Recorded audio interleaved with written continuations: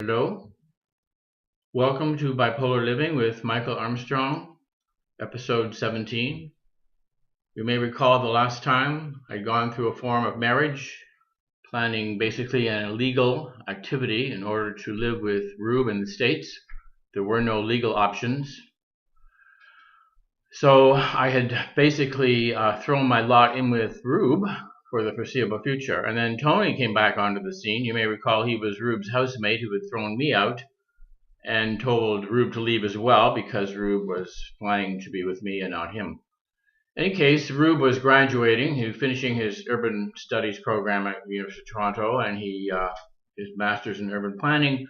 And Tony got in touch with him and promised to take him to the Cannes Film Festival. You may recall Tony was this director, filmmaker, if Rube was interested. And Rube, of course, loving that kind of high life and celebrity, said yes. All of our friends were somewhat appalled. I didn't know what to make of it, but I even drove them to the airport, the two of them, when they took off. And apparently Tony thought that I was pathetic because he felt that once Rube said yes to the movie stuff, that he was saying yes to Tony. In any case, they fly over to Paris, and Tony makes a move, and Rube says no, so Tony throws Rube out on the streets of Paris.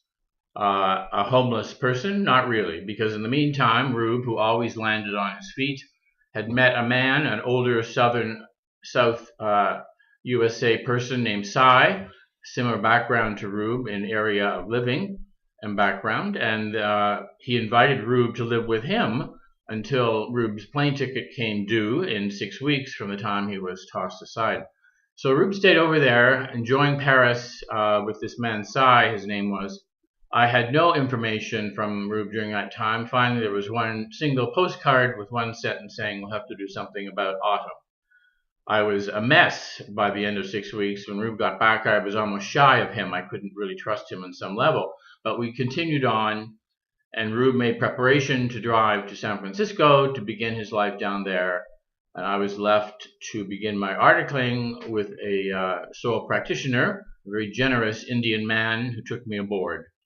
And we moved towards Christmas, and the plan was for me to fly to San Francisco and spend Christmas and New Year's with Rube, which I did. But by that time, I was sinking into mania.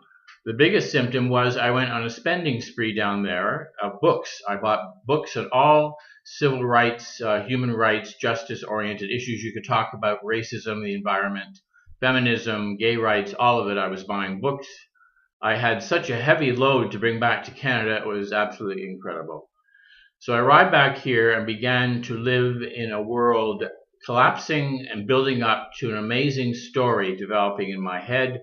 The movie of my mental illness became something totally unexpected, unknown, and colossal in scope. So begin to talk about the content of that mad movie the next time we speak. God bless you and keep you. Bye for now.